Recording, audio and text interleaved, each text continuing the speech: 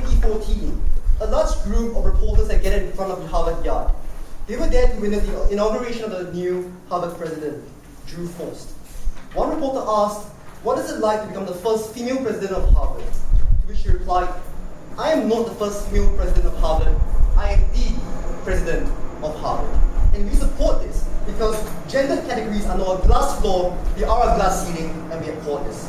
By major film and television awards, she will be referring to programs whose sole purpose is to celebrate the hard work and achievement of actors and actresses. We're talking about things like the Oscars, the Golden Globes, the Golden Horse for Chinese films, or even the Sundance Film Awards. By abolish, we refer to our motto. Our motto is very simple. First, we support non-gender categories in all award shows. For instance, best producers will now be used instead of best male or female producers. Secondly, this will look like what's already happening in the technology industry, where awards are given on a non-gender basis, such as Best Entrepreneur instead of Best Male or Female Entrepreneur. And finally, thank you, this model will take place immediately from 2017 onwards. We're going to follow you with three substantive arguments. I, as a speaker, going to be firstly talking to you about why award categories separated by gender is wrong in principle. Secondly, I'm going to be talking to you about why award categories separated by gender and disempowers women. And lastly, my second speaker will be talking to you about why our model ends discrimination against non-conventional genders. So let's begin. Why are award categories separated by gender wrong in principle? The first question we must ask ourselves is, what are awards for? We think that awards are about celebrating artistic excellence. And we put to you that excellence is non-gendered. So how did gender categories originate then? We say that these are norms made by society, where the inaugural and most of the panels after which, or on these award shows, are occupied by men who implemented and institutionalized their gender bias that women are inferior to men and hence need their own separate category. Before I tell you why this is bad and should be abolished, go on. Sir, if these are norms made in society, how do they change under your model? Okay, first of all, we really recognize that on your side of the house, when you continue to maintain these pre-existing structures that fundamentally disempowers women, what happens is you continue to reinforce these stereotypes that women need a separate category because they are inferior to men. On outside the house, we are stopping this to begin with, and that's why we are qualitatively better. On that point, we don't think it stands. So why is maintaining this structure morally abhorrent? We say that maintaining the existing structure perpetuates the notion that women are inferior to men. Panel, in the 21st century, when it's time we accept and embrace the uniqueness of women as equals, it is just wrong to continue the institutions that prevent women from succeeding on this level. We say some women have worked hard. We say some women deserve to not just be the best female actor, but the best, because we say ultimately, when you categorize these into different genders, we fundamentally place a glass ceiling of thank you that prevent women from actually getting what they deserve. We say this is fundamentally unjustified because the best female award is a flaw. It's not just a glass floor, it's a glass ceiling that restricts opportunity of climbing upwards. Before I move on to my second substantive, yes. So why gender categories disempowers women? So I'll analyze this on 3 levels. First, how and when true equality occurs. Secondly, why gender categories undermine true equality. And lastly, how does this entrench patriarchal attitudes? So first, how and when true equality occurs?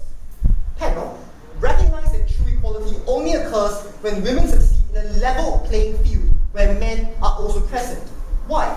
Because we say that when females succeed in an environment where there's men, there's a very powerful, it's a very powerful signaling effect that says women are as competent and as capable as men. We give the example of Marissa Mayers, who succeeded as the first female CEO of Yahoo in a vastly male-dominated environment, and it was a very powerful message. Before I go on, yes. Do you support any kind of affirmative action for women? For example, maternity leave. Sir. I don't think that's the debate today. What we need to support is how do we stop the kinds of patriarchy from continuing to proliferate and infiltrate society. We say insofar that these structures continue to say females are inferior and therefore need a separate category, we don't think it stands on that ground alone. So let's move on. We don't think that this is anything that would be affected by maternity leave, for instance. We say we support women when we empower them, not on your side of the house. Well, thank you. So, secondly, why gender categories undermine true equality? Panel, on the first level, recognize that gender categories reinforce the notion that women are not as competent as men, that they're inferior to men, and that's why you need a separate category for women to succeed. What this does is that it legitimizes the sexist bigotry that's already in society. All the kinds of conversation that happen around the dinner table as to why a female is not as competent as men is now suddenly legitimized on the front on the ground that people actually see these institutions functioning in society, and we say on the first level that is wrong. Secondly, we say that gender categories affect discourse regarding women. So, panel, let's look at what happens in female categories. There is a prevalent and insidious metric used in female awards which pressures women to conform to what Hollywood thinks a sex symbol looks like. What does this mean in practice? This means that the more sexualized women are, the more feminine they are, the more effeminate they behave, the higher chance they are likely to be awarded a particular award in a female category. And we absolutely reject this. Why? Because we say that this problem will only get worse over time. Because the more women that conform to this particular model of what a perfect woman is, and the more of these women are actually celebrated, you say, well, thank you, you actually entrench the notion that women should behave in this particular manner and have these kinds of figures. And we say that is wrong. More than that, we say that this entrenches the stereotype that the perfect and ideal woman is the one that looks like, say, Angelina Jolie, or the one that has a hourglass figure, for instance. We say this is wrong because this reinforces existing attitudes about women that women should behave and look in a certain way. You cause young women all over the world who watch television and look to their next role model and say, maybe this is how I should behave. We say you make it even harder for women to break out of this kind of cycle, but more importantly, see the kinds of empowerment that allows them to be able to succeed on an equal level playing field as men altogether. So, on to the last question on how this entrenches patriarchal attitudes. Recognize, panel, that the media is a powerful platform of social change. When you play something to a global audience on a daily basis, you normalize attitudes, you create attitudes, and you craft them. We say when you continually portray women as second to men, you fundamentally cause these problems to continue to occur. You continue to cause women to think they're second to men. You continue to cause men to think they're superior to women. And this is how you prevent the kinds of movements that try to reject patriarchy from continuing to be inhibited, and we just reject and abhor that because it is wrong. We're out of time.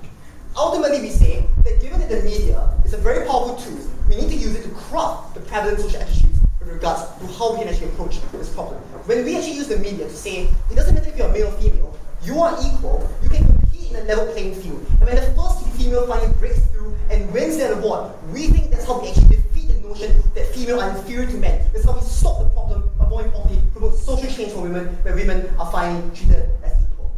Panel, the actress that played Brienne of Tarth in the Game of Thrones has recently said that she was pressured to act more sexy and have more sex scenes in order to win awards. She said in an interview that she felt she was being judged on how desirable she was and not on her talent. We think on a side proposition that the fact that a talented actor had to alter art for the benefit of an award show is inherently wrong, and in this empowers women, for all these reasons, we are extremely proud to oppose.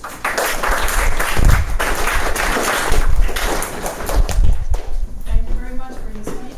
Speaking time was 7 minutes and 59 seconds.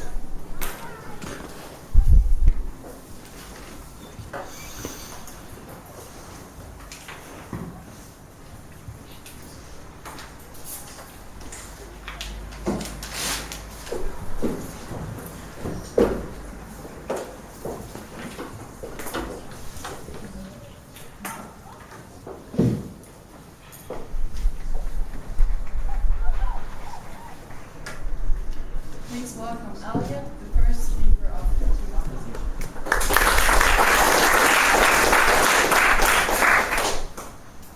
Ladies and gentlemen, equality in name only is not true equality. And that's why side opposition today is proud to stand by the stance that in order for us to achieve true equality and to reduce the sexualization of women and biases against women in the status quo, it is wrong to remove these categories, and rather that these categories are integral to achieving the aims of equality in the Oscars, in the movie producers, and in Hollywood, Bollywood, and in the film industries around the world today. What I'm going to demonstrate to you in my first speech is the skewed inherence, the inherency of the skewed system that exists in many movie-producing industries today that they do not solve and that continue to be perpetuated regardless of whether this motion is implemented or not. More than that, why this motion causes further harm, entrenching many of those biases and skewed problems. And more than that, thirdly, why the status quo is better and the uses of separate